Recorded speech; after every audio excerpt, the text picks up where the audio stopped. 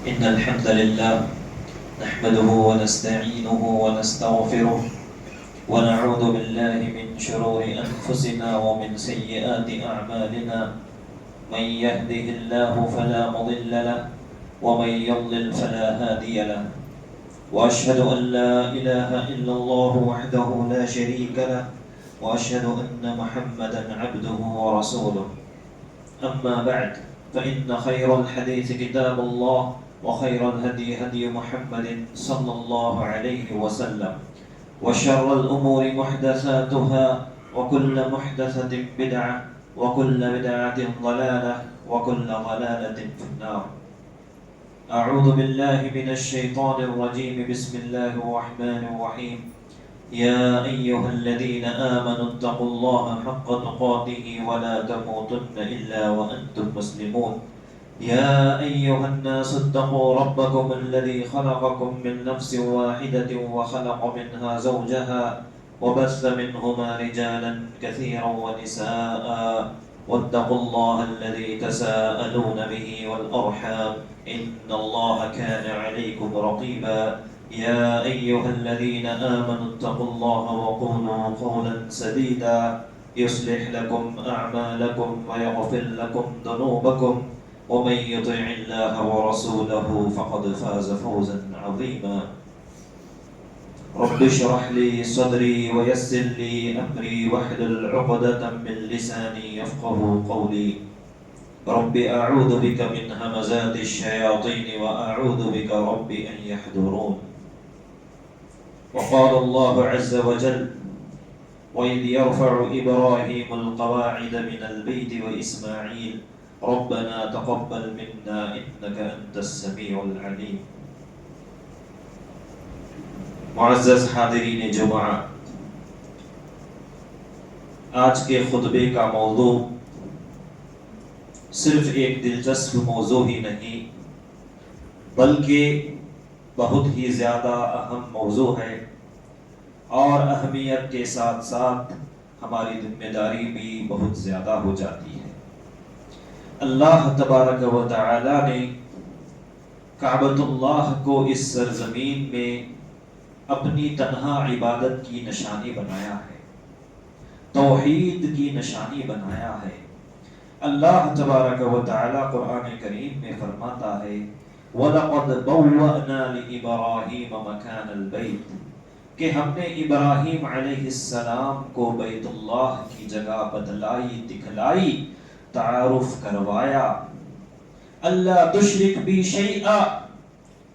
کہ تم اللہ کے ساتھ، میرے ساتھ کسی کو شریک نہ کرو۔ وَطَهِّرْ بَيْتِيَ لِلطَّائِفِينَ وَالْقَائِمِينَ وَالرُّكَّعِ السُّجُودِ، اور بیت اللہ کو پاک کرو، میرے گھر کو پاک کرو، نماز پڑھنے والوں کے لیے، قیام کرنے والوں کے لیے، اعتکاف کرنے والوں کے لیے، رکوع اور سجدہ کرنے والوں کے لیے۔ تو یہ بیت اللہ توحید کی علامت ہے، توحید کا رمز اور توحید کی نشانی ہے۔ شرک سے، خرافات سے، بدعات سے پاک اور صاف کرنے کا اللہ نے ابراہیم کو بھی حکم دیا اور اسماعیل کو بھی اسی کا حکم دیا۔ وَإِذْ جَعَلْنَا الْبَيْتَ مَثَابَةً لِلنَّاسِ وَأَمْنًا، اللہ تبارک و تعالیٰ فرماتا ہے کہ لوگوں کے بار بار لوٹنے کی جگہ اللہ تبارک و تعالیٰ نے کعبۃ اللہ کو بنائی ہے، امن و امان کی جگہ بنائی ہے۔ وَعَهِدْنَا إِلَىٰ إِبْرَاهِيمَ وَإِسْمَاعِيلَ أَن طَهِّرَا بَيْتِي، اور ہم نے ابراہیم و اسماعیل کو حکم دیا کہ میرے گھر کو پاک کرو، للطائفین والعاکفین والرکع السجود، طواف کرنے والوں کے لیے، اعتکاف کرنے والوں کے لیے، رکوع اور سجدہ کرنے والوں کے لیے۔ تو کعبۃ اللہ کو پاک کرنا، توحید اور عبادت، اللہ کی تنہا عبادت کی اس نشانی کو ہر برائی سے، ہر گندگی سے، ہر بری چیز سے، اور سب سے بری چیز اگر کائنات میں کوئی ہے تو وہ شرک ہے، پھر بدعت ہے، اس سے کوئی بری چیز نہیں ہو سکتی۔ تو یہ اللہ تبارک و تعالیٰ کا جو گھر ہے، کعبۃ اللہ ہے، اللہ تبارک و تعالیٰ کے پاس سب سے جو افضل زمین سرزمین ہے اور سب سے محبوب ترین سرزمین ہے صرف اللہ کو ہی نہیں، پیارے نبی صلی اللہ علیہ وسلم بھی جب مکہ چھوڑ کر ہجرت کر رہے تھے تو فرما رہے تھے کہ اے مکہ تو کتنی ہی پاک سرزمین ہے، کتنی ہی محبوب سرزمین ہے، اگر میری قوم والوں نے مجھے نہ نکالا ہوتا تو میں کبھی مکہ کے علاوہ کہیں اور جا کر نہیں بستا۔ یہ پاک سرزمین میں یہ پاک اللہ تبارک و تعالیٰ کا گھر ہے، پہلا گھر ہے۔ اللہ تعالیٰ نے جس کے بارے میں فرمایا ان اول بیت وضع للناس للذی ببکۃ مبارکا وہدی للعالمین، لوگوں کے لیے سرزمین پر اگر کوئی پہلا گھر رکھا گیا ہے، بنایا گیا ہے تو اللہ تبارک و تعالیٰ کا کعبہ ہے، بیت اللہ ہے جو مکہ میں ہے، جو مبارک ہے اور ساری کائنات والوں کے لیے ہدایت ہے، ہدی للعالمین فیہ آیات بینات مقام ابراہیم، اس میں اللہ تبارک و تعالیٰ کی بے شمار نشانیاں ہیں، علماء نے 40 کے قریب نشانیاں بیان فرمائی ہے، انہی میں سے مقام ابراہیم ہے، اور بے شمار اللہ تبارک و تعالیٰ کی نشانیاں ہے۔ جو مکے میں داخل ہو جاتا ہے امن و امان پا لیتا ہے، وَلِلَّهِ عَلَى النَّاسِ حِجُّ الْبَيْتِ مَنِ اسْتَطَاعَ إِلَيْهِ سَبِيلًا، اور جو مکہ اور کعبۃ اللہ تک پہنچ سکے تو اس پر حج فرض ہو جاتا ہے، اور اسی طریقے سے وَمَنْ كَفَرَ فَإِنَّ اللَّهَ غَنِيٌّ عَنِ الْعَالَمِينَ، اور جو ناشکری کرتا ہے تو اللہ تعالیٰ اس سے بے نیاز ہو جاتا ہے۔ اور اللہ تعالیٰ نے فرمایا وَإِذْ يَرْفَعُ إِبْرَاهِيمُ الْقَوَاعِدَ مِنَ الْبَيْتِ وَإِسْمَاعِيلُ، اس وقت کو یاد کرو جب ابراہیم و اسماعیل نے کعبۃ اللہ کی بنیادوں کو جب وہ اونچا کر رہے تھے اور دعائیں پڑھ رہے تھے ربنا تقبل منا انک انت السمیع العلیم، اے ہمارے رب ہم سے قبول فرما، یقیناً تو خوب سننے والا ہے۔ تو میرے دینی بھائیوں، یہ کعبۃ اللہ کی تاریخ بڑی لمبی تاریخ ہے، ہزاروں سالوں کی تاریخ ہے، چند منٹوں میں اس کو سمیٹ لینا کوئی آسان بات نہیں ہے۔ ابراہیم علیہ السلام کا واقعہ تو آپ جانتے ہی ہیں، طویل واقعہ ہے، تو اشارہ کرتے ہوئے بات کو آگے بڑھاتا ہوں، اہم چیزوں کی طرف اشارہ کرتے ہوئے اپنی بات کو ختم کرتا ہوں۔ اللہ سے دعا ہے کہ ہمارے دلوں میں کعبے کی اہمیت، احترام کو بڑھا دے، اس کی تقدیس کو بڑھا دے، اور ہم کو اس کے تعلق سے جو فرائض ہے ان فرائض پر عمل کرنے کی توفیق عطا فرما دے، اللہم آمین۔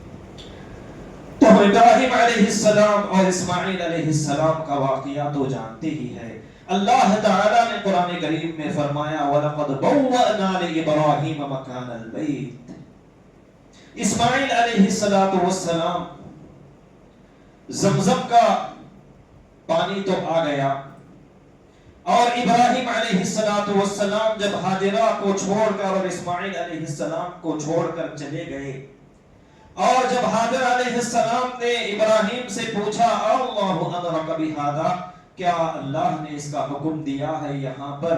بے آب و گیاہ صحرا میں چھوڑ کر جانے کا، وادی مکہ میں چھوڑ کر جانے کا؟ تو ابراہیم علیہ السلام نے کہا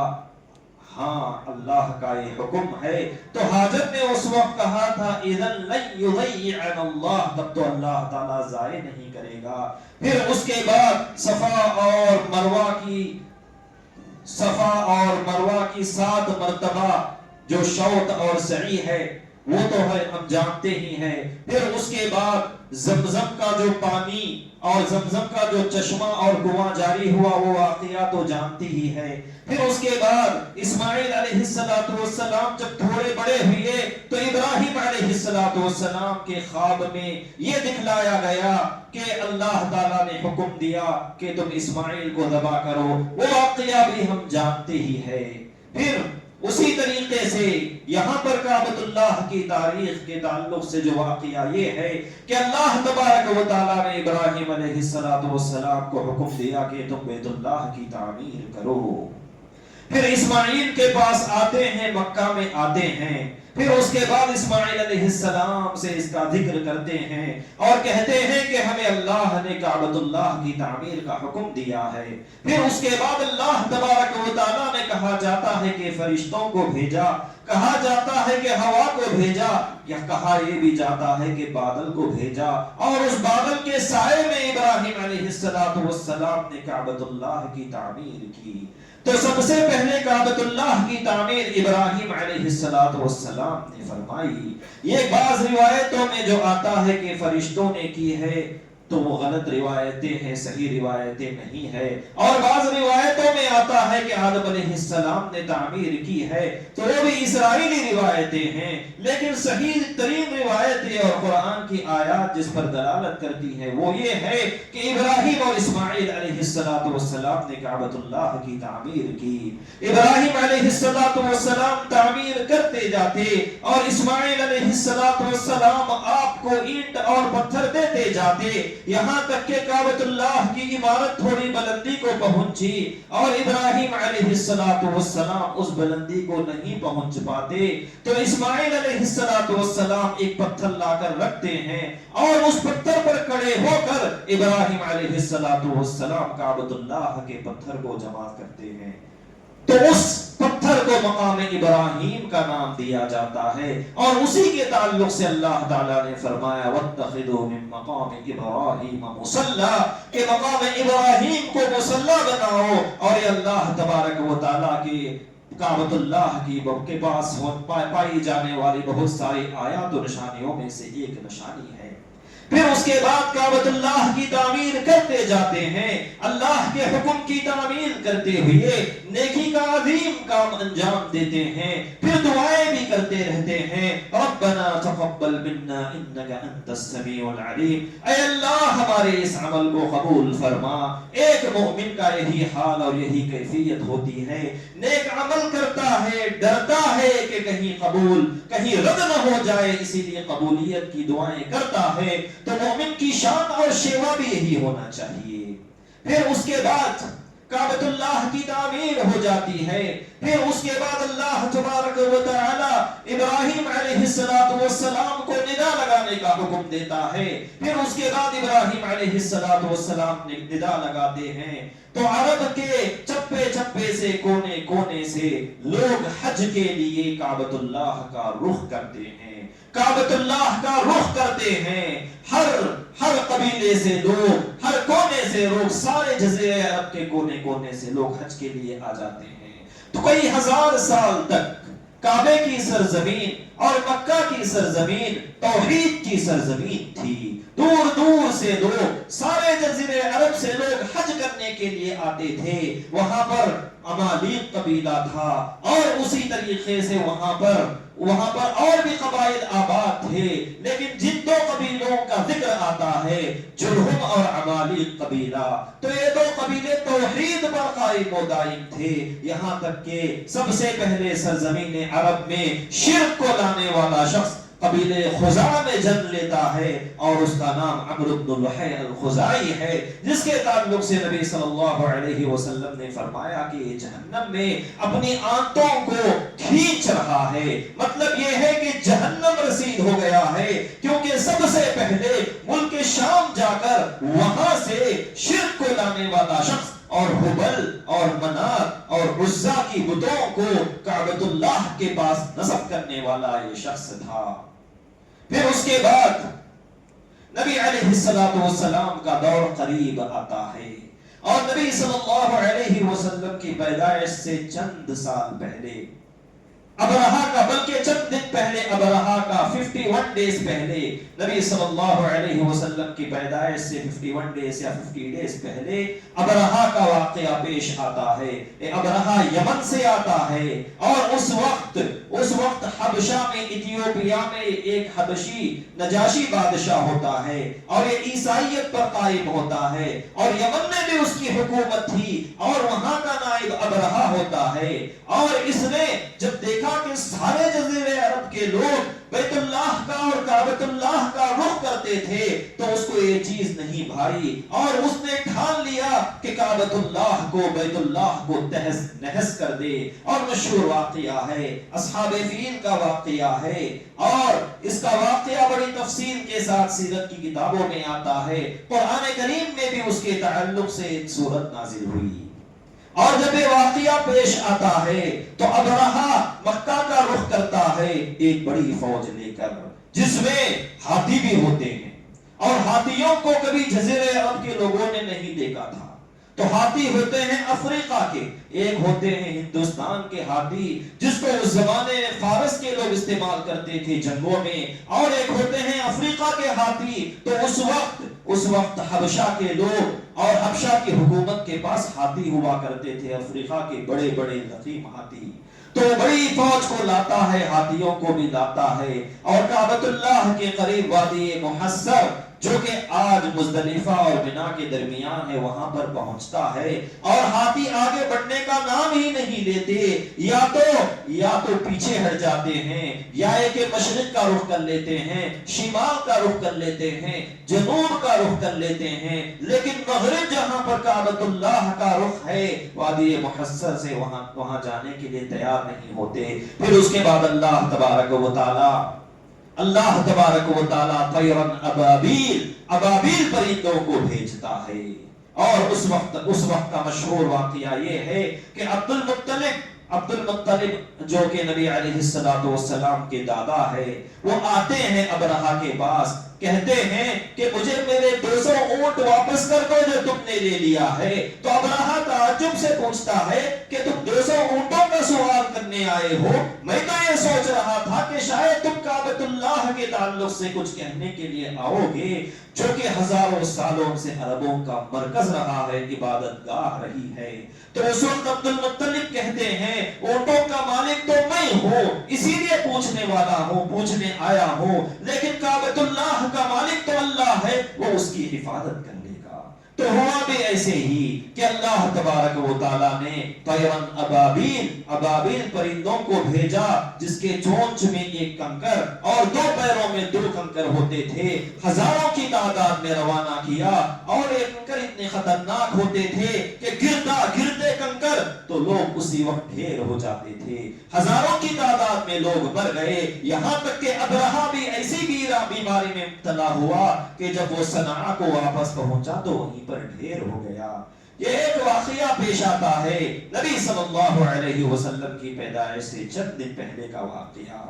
پھر اس کے بعد نبی صلی اللہ علیہ وسلم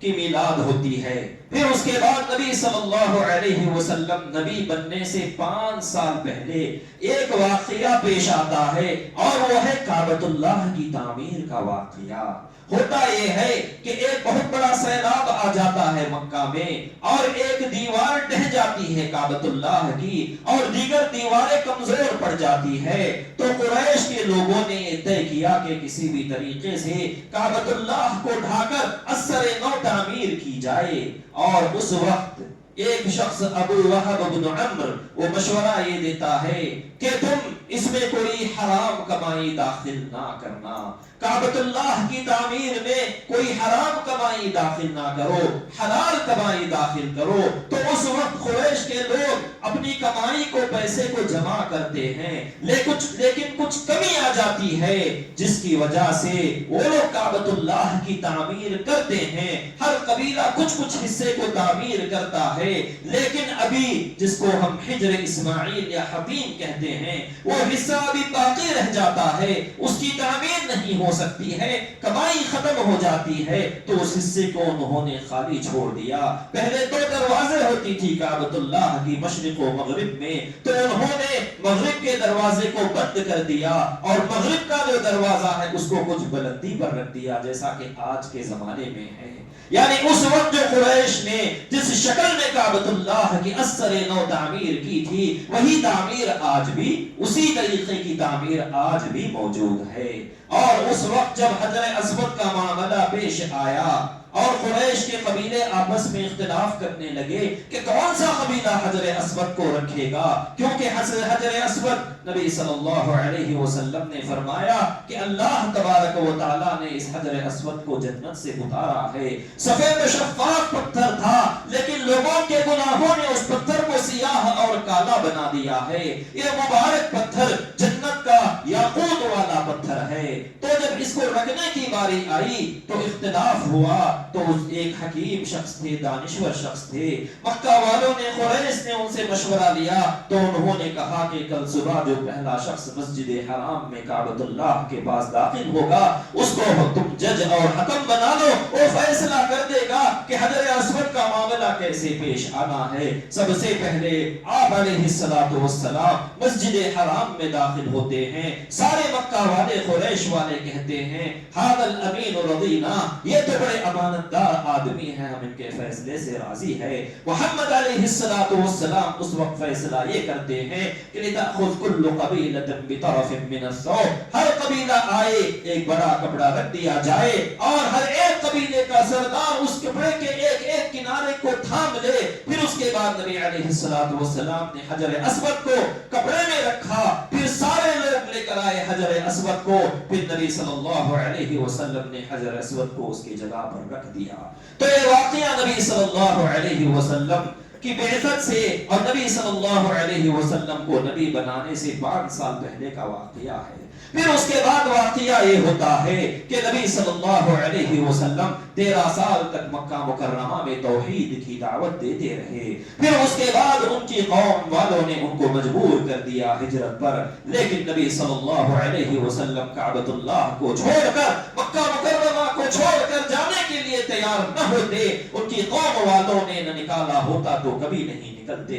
نبی صلی اللہ علیہ وسلم مدینہ جاتے اور وہاں پر 16-17 مہینے تک بیت المقدس کا رخ کر کے نماز پڑھتے۔ ہر نماز میں نبی صلی اللہ علیہ وسلم کے دل میں یہی خواہش ہوتی کہ میں کعبۃ اللہ کو اپنا قبلہ بنا لوں، کعبۃ اللہ کی طرف رخ کر کے نماز پڑھ لوں، کیونکہ مسلمان جب مکہ مکرمہ میں ہوتے تھے کعبۃ اللہ کو درمیان میں رکھتے، بیت المقدس اس طرف ہوتا، دونوں کو ایک ساتھ قبلہ بنا لیتے۔ لیکن مدینہ میں یہ ممکن نہیں تھا، بیت المقدس وہاں تھا تو کعبۃ اللہ یہاں تھا، اسی لیے نبی صلی اللہ علیہ وسلم کے دل میں شوق اور ولولہ تھا، یہاں تک کہ اللہ تبارک و تعالی نے قرآن کریم میں فرمایا قد نرى تقلب وجهك في السماء، اے نبی تمہارا اپنے چہرے کو پھیرنا نماز کی حالت میں ہم دیکھ رہے ہیں، تمہارے شوق کو اور ولولے کو دیکھ رہے ہیں کہ تم کعبۃ اللہ کا رخ کر کے نماز پڑھنا چاہتے ہیں۔ فَلَنُوَلِّيَنَّكَ قِبْلَةً تَرْضَاهَا، ہم ضرور بھی ضرور تم کو اس قبلے کی طرف موڑ دیں گے جس سے تم راضی ہو جاؤ گے۔ پھر اس کے بعد اللہ تبارک و تعالی نے کہا کہ تم کعبۃ اللہ کا رخ کر کے نماز پڑھو۔ پھر اس کے بعد صلح حدیبیہ کا واقعہ پیش آتا ہے، 6 ہجری میں واقعہ پیش آتا ہے۔ نبی علیہ السلام طواف نہیں کر سکتے، مکہ میں داخل نہیں ہو سکتے۔ یہ ذی القعدہ میں پہلا عمرہ نبی صلی اللہ علیہ وسلم نے فرمایا۔ 7 ہجری میں نبی صلی اللہ علیہ وسلم نے ذی القعدہ کے مہینے میں قضا کا عمرہ کیا، کعبۃ اللہ پہنچے، طواف کیا، عمرہ کیا۔ پھر اس کے بعد 8 ہجری میں فتح مکہ کا واقعہ پیش آتا ہے۔ نبی علیہ السلام 10,000 کی فوج اور 10,000 صحابہ کو لے کر فاتحانہ مکہ مکرمہ میں داخل ہوتے ہیں۔ پھر اس کے بعد قریش شکست کھا جاتے ہیں، کوئی بڑی جنگ نہیں ہوتی ہے۔ نبی صلی اللہ علیہ وسلم کعبۃ اللہ کے پاس آتے ہیں، سب سے پہلے طواف کرتے ہیں۔ پھر اس کے بعد عثمان بن طلحہ رضی اللہ عنہ صحابی رسول کو بلاتے ہیں، کہتے ہیں کہ کعبۃ اللہ کی چابی لے کر آؤ۔ چابی لائی جاتی ہے، دروازہ کھولتے ہیں، نبی صلی اللہ علیہ وسلم اندر جتنے بت تھے اور جو بھی چیزیں تھیں شرکیہ چیزیں سب کو مٹا دیتے ہیں، ختم کر دیتے ہیں، نماز پڑھتے ہیں، کعبۃ اللہ کے باہر آتے ہیں۔ پھر اس کے بعد مشرکین مکہ سب بستہ تھے اور مشرکین مکہ سے پوچھتے ہیں، مشرکین مکہ تمہارا کیا خیال ہے میرے بارے میں کہ میں تمہارے ساتھ کیا معاملہ کرنے والا ہوں؟ تو مشرکین مکہ کہتے ہیں کہ تم تو ایک اخ کریم وابن اخ کریم، بڑے سخی آدمی ہو، رحم کرنے والے، معاف کرنے والے ہو۔ تو نبی علیہ السلام نے بھی یہی کہا، میں وہی کہوں گا جو یوسف علیہ السلام نے اپنے بھائیوں سے کہا تھا، لا تثریب علیکم اليوم، جاؤ میں تمہیں معاف کر دیتا ہوں۔ جن بستی والوں نے، جن مکہ والوں نے نبی علیہ अलैहिस्सलाम को मक्के से खारिज कर दिया था, उनको नबी सल्लल्लाहु अलैहि वसल्लम ने माफ कर दिया। फिर उसके बाद हुनैन की जंग पेश आती है, वापस लौटते हुए नबी सल्लल्लाहु अलैहि वसल्लम अपना तीसरा उमरा करते हैं और 10 हिजरी में नबी सल्लल्लाहु अलैहि वसल्लम हज्जतुल वदा में भी उमरा और हज अंजाम देते हैं। तो नबी सल्लल्लाहु अलैहि वसल्लम के जमाने में मुख्तसर तौर पर यह वाक़या पेश आता है। फिर उसके बाद नबी सल्लल्लाहु अलैहि वसल्लम की वफात के बाद अब्दुल्लाह इब्न जुबैर का भी जमाना आता है। वो देखते हैं कि एक जंग में काबतुल्लाह की इमारत बड़ी कमजोर पड़ चुकी थी और वो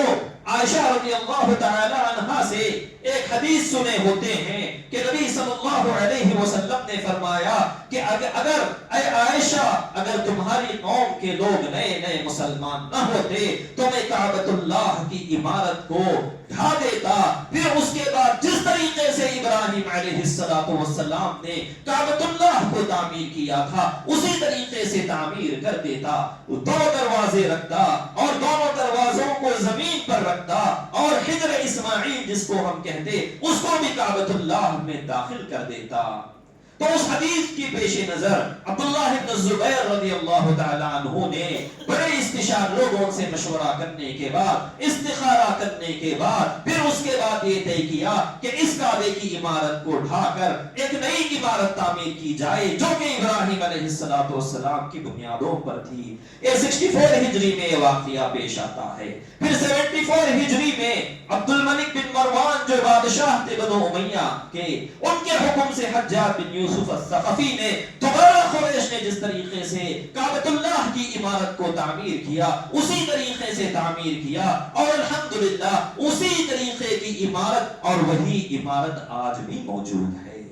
आज भी मौजूद है वही इमारत और बड़ी लंबी तारीख है। जितनी भी इसके ताल्लुक से कहा जाए बहुत कम है, क्योंकि अल्लाह तबारक व तआला ने बहुत सारे लोगों को, बनु उमैया को, फिर बनु अब्बास को काबतुल्लाह की खिदमत का शरफ दिया और हमेशा वो इस्लाह और तामीर तरमीम का काम करते आए हुए हैं और जब कभी इमारत कमजोर होती तो उसको मजबूत करते हुए आए हैं, उसको मजबूत करते हुए आए हैं। सन 1040 में यानी तकरीबन आज से 400 साल पहले उस्मानी सल्तनत में जब सुल्तान मुराद और राबे बादशाह थे और उस्मानी हाकिम थे, उन्होंने मोहम्मद अली बादशाह को हुक्म दिया और उन्होंने थोड़े इंजीनियर्स को भेजकर कुछ इस्लाह और तरमीम का काम अंजाम दिया, क्योंकि उस वक्त एक सैलाब आया था और बहुत सा नुकसान हो गया था काबतुल्लाह की इमारत को। फिर उसके बाद आखिरी तरमीम आले सऊद की हुकूमत ने किया और आले सऊद की हुकूमत में बहुत सारी तरमीमात पेश आई, लेकिन सबसे बड़ी इस्लाह और सबसे बड़ी तरमीम मलिक फहद बिन अब्दुल अजीज के जमाने में पेश आई और ये 1996 में पेश आती है। काबतुल्लाह की इमारत और उसकी ईंट और पत्थर बहुत कमजोर हो चुके थे, तो मलिक फहद बिन अब्दुल अजीज के हुक्म से सारी ईंटों को निकाला गया और सारी ईंटों और पत्थरों को उसी जगह पर जैसा था वैसे ही बनाया गया, लेकिन बड़ी मजबूती के साथ अंदरूनी और खारिजी दीवारों को मजबूत किया गया, सतह को मजबूत किया गया और वे बहुत सारे इस्लाह और तरमीमात पेश आई। मुख्तसर तौर पर यह काबतुल्लाह की तारीख है मेरे दीनी भाइयों। लेकिन सबसे अहम चीज ये बताना है, रमजान में चंद माह पहले की बात है, एक बड़ा फितना दरपेश आया, ईरान का फितना दरपेश आया और ईरान का फितना अभी खत्म हुआ नहीं है। बहुत से लोग फितने में मुब्तला हो गए। बदकिस्मती की बात है, अपने आप को मुसलमान कहने वाले, अपने आप को सुन्नी कहने वाले मुसलमान फितने में मुब्तला हो गए। कोई कह रहा है कि ईरान अच्छा कर रहा है, कोई कह रहा था कि ईरान के हक में दुआएं करो, कुरान नाज़िला करो, वगैरह वगैरह अजीब और गरीब बातें हो रही है थी। हद तो ये है कि लोगों ने आले सऊद के खिलाफ और सऊदी अरब के खिलाफ भी बातें कहना शुरू कर दिया। बड़ी बदकिस्मती की बात यह है, हालांकि हमें ये जान लेना चाहिए, इल्म की बुनियाद पर हमें फैसला करना चाहिए, उलमा के साथ होना चाहिए, ये जान लेना चाहिए कि आज आले सऊद को अल्लाह तबारक व तआला ने काबतुल्लाह की शरफ کعبۃ اللہ کی خدمت کی شرط دے رکھی ہے، خادم الحرمین ہے، وہ حرمین کی خدمت کرتے ہیں، توحید کو انہوں نے حرمین میں اور حرمین کی سرزمین پر قائم کیا ہے، بدعات و خرافات سے خالی کیا ہے، حرمین کی حفاظت اور سعودی عرب کی حفاظت اور آل سعود کی حکومت کی حفاظت ہر مسلمان کی ذمہ داری ہے، ایک شرعی فرض ہے، دینی واجب ہے، اور جب کبھی اس قسم کے فتنے ہوتے ہیں، چاہے وہ حزب اللہ کا فتنہ ہو، چاہے اسرائیل، امریکہ اور ایران کا فتنہ ہو، جان لیجئے، اچھی طریقے سے جان لیجئے کہ سارے لوگ ایک ہی ہے، دیکھنے میں، دکھنے میں، نظر آنے میں الگ الگ ہے، سارے لوگ سکے کے ایک ہی رخ ہے، ان لوگوں کا ایک ہی مقصد ہے کہ اسلام کو ختم کر دو، سنیت کو ختم کر دو، سلفیت کو ختم کر دو، اسلام اور سنی مسلمانوں کو تہس نہس کر دو۔ حزب اللہ نے جو انجام دیا ہے اسرائیل نے نہیں انجام دیا۔ 50 لاکھ سے زیادہ لبنان کے سنی مسلمان آج بے گھر ہو چکے ہیں، اپنے گھروں کو چھوڑ کر ہجرت کر چکے ہیں، اس کی وجہ اسرائیل سے بڑھ کر حزب اللہ ہے۔ آج پورے مشرق، پورے عرب سرزمین پر جو فتنے ہے، ایران اس کی جڑ ہے میرے دینی بھائیوں، اور ایران کی پشت پناہی کرنے والے اسرائیل اور امریکہ والے ہیں۔ اللہ تبارک و تعالیٰ سے دعا ہے کہ ہمیں حق کو جاننے اور حق کی اتباع کرنے کی توفیق عطا فرمائے۔ اللہم آمین۔ اقول قولی ھذا واستغفر اللہ لی ولکم ولسائر المسلمین من کل ذنب فاستغفروہ انہ هو الغفور